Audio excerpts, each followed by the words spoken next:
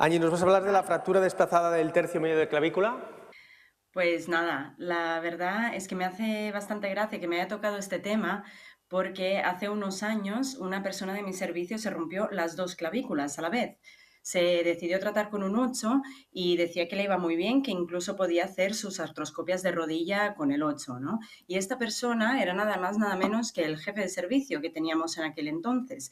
Así que os podéis imaginar cómo eran nuestras sesiones de la mañana cada vez que queríamos operar alguna fractura de clavícula, ¿no? Quizás no muy diferente de las sesiones de vuestro servicio. Os presento un primer caso clínico de una paciente de 42 años que se cae en bicicleta y aquí os planteo una primera pregunta. ¿Cuál sería vuestro tratamiento de elección? No os haré levantar las manos para que no haya más problemas técnicos, pero bueno, pensar un poquito a ver qué haríais, ¿no? Un tratamiento no quirúrgico, quirúrgico o según la decisión del paciente. Si él lo puede entender, pros y contras, le explicamos y que se decida un poquito de forma conjunta. Bueno, esta paciente en mi hospital se trató de manera no quirúrgica inicialmente y a los 10 meses seguía con dolor, le hicimos un escáner, vimos que no había signos de consolidación y decidimos proceder a una intervención quirúrgica mediante una osteosíntesis con una placa anterior y aporte de injerto de cresta.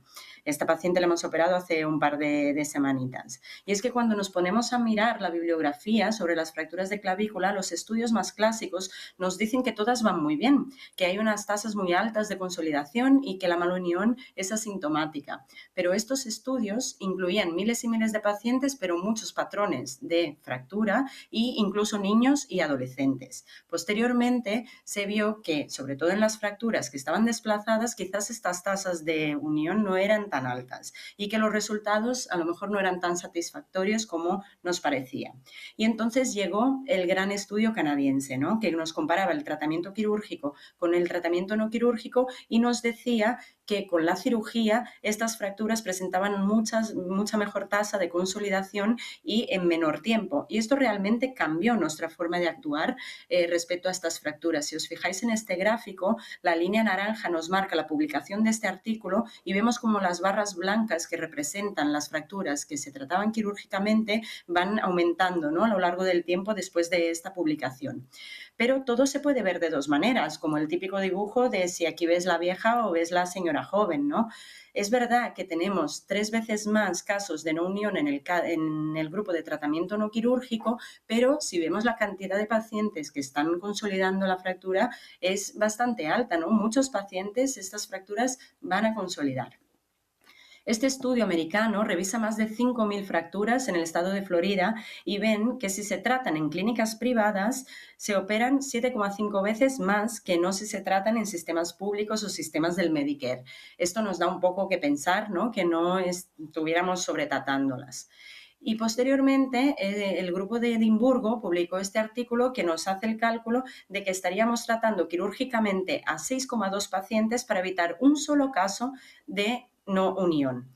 Nivel de evidencia 1. Y si excluyen todas las que no consolidan, no hay diferencias funcionales entre el tratamiento quirúrgico y el no quirúrgico. Y esto se volvió a publicar el año pasado en este artículo que veis a la derecha, donde nos dicen que 9 de cada 10 pacientes con la fractura consolidada a los 6 meses van a tener la funcionalidad de su hombro totalmente normal.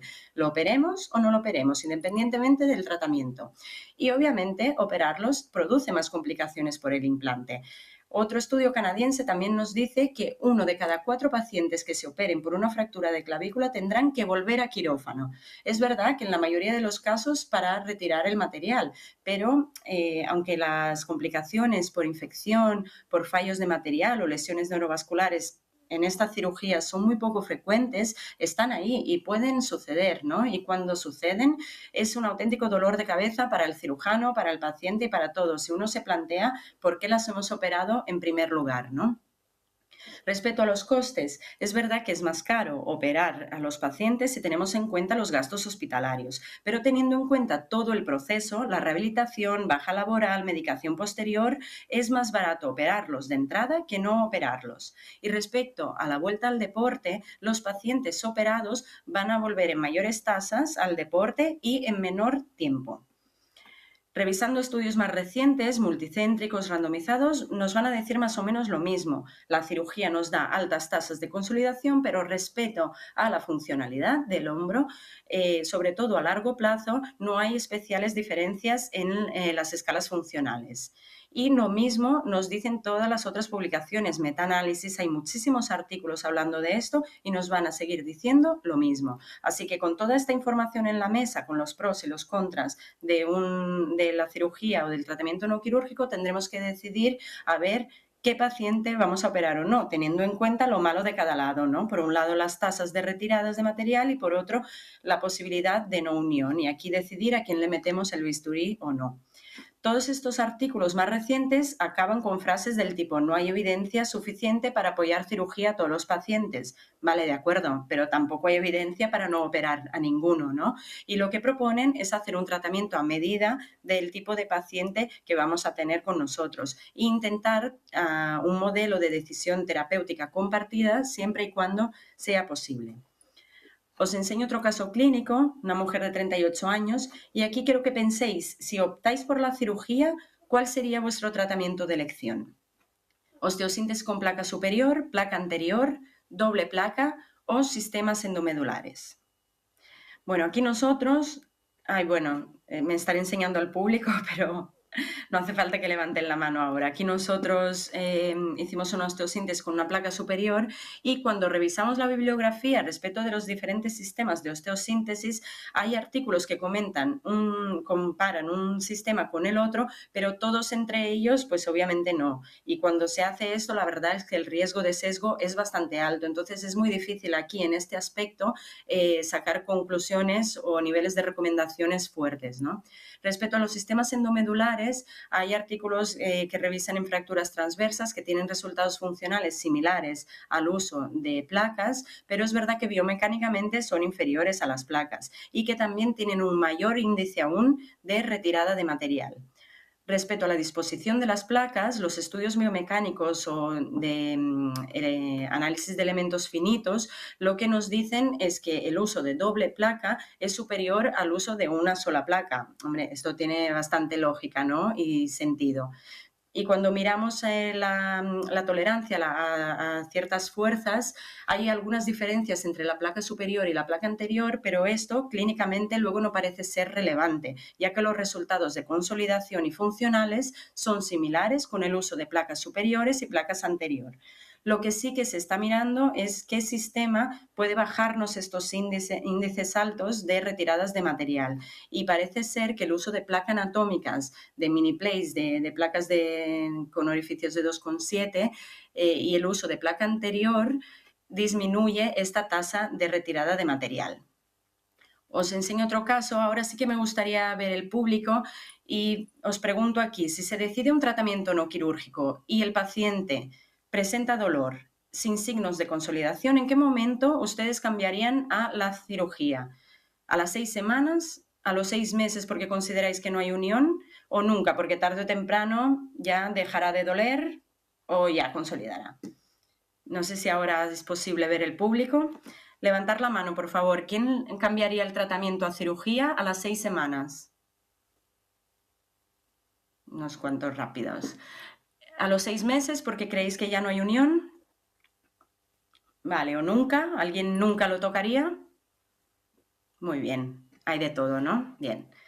Pues seguimos con la presentación. Este paciente me ha llegado a la consulta y llevaba 5 semanas de evolución y la verdad es que ya apenas le dolía, el chico vino sin cabestrillo como para decir que ahora lo opero, ¿no? Y mantuvimos el tratamiento no quirúrgico y esta es la radiografía a los 5 meses con el paciente con una funcionalidad completa del hombro. Y es que cuando revisamos cuándo hay que operar estas fracturas, vemos que la cirugía de rescate, cuando las fracturas no consolidan, también tienen buenos resultados funcionales. Pero es verdad que hay un mayor riesgo de complicaciones si la intervención quirúrgica se hace más tarde.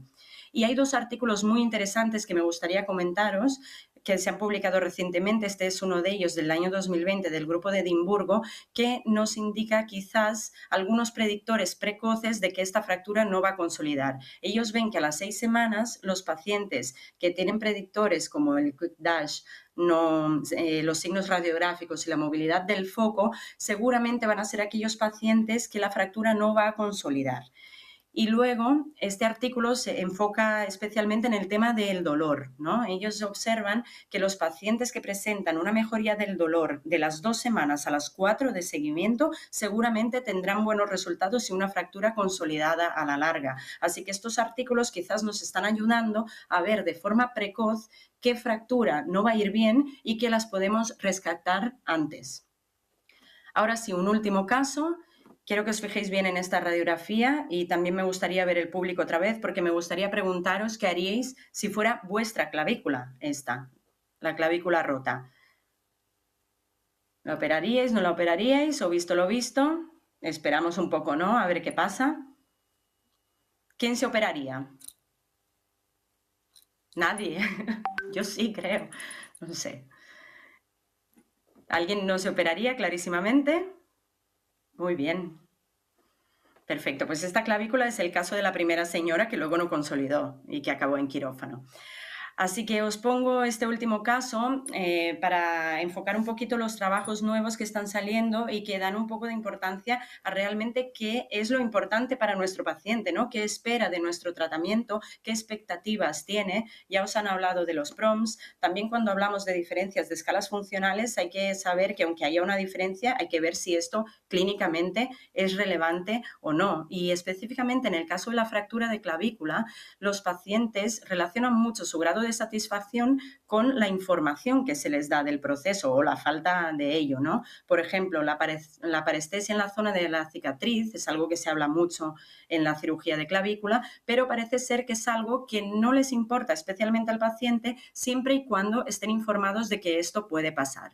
Y por último, recomendaros este artículo que lo ha escrito el doctor Potter en el año 2020, en pleno boom de la pandemia, cuando se estaban posponiendo todas las cirugías que no eran emergentes, ¿no? Y hace un poquito una reflexión de las indicaciones quirúrgicas que tenemos hoy en día, incluyendo la fractura de clavícula, no porque lo estuviéramos haciendo mal hasta ahora, sino porque seguramente lo podemos hacer aún mejor. Y como conclusiones, pues la cirugía en las fracturas de clavícula nos dan altas tasas de consolidación y resultados más rápidos, pero hay que tener en cuenta que toda cirugía se puede complicar y hay que asumir unas tasas de retiradas de material. Sin embargo, el tratamiento conservador también nos puede dar buenos resultados clínicos, sobre todo en los casos que hay consolidación. Y los nuevos estudios nos están ofreciendo quizás pistas predictores de qué fracturas no van a ir bien para rescatarlas antes. Pero hagamos lo que hagamos, lo operemos o no, muy importante el mensaje de información y seguimiento muy cercano de nuestros pacientes si queremos tener unos resultados, al menos de satisfacción, que sean excelentes. Muchas gracias.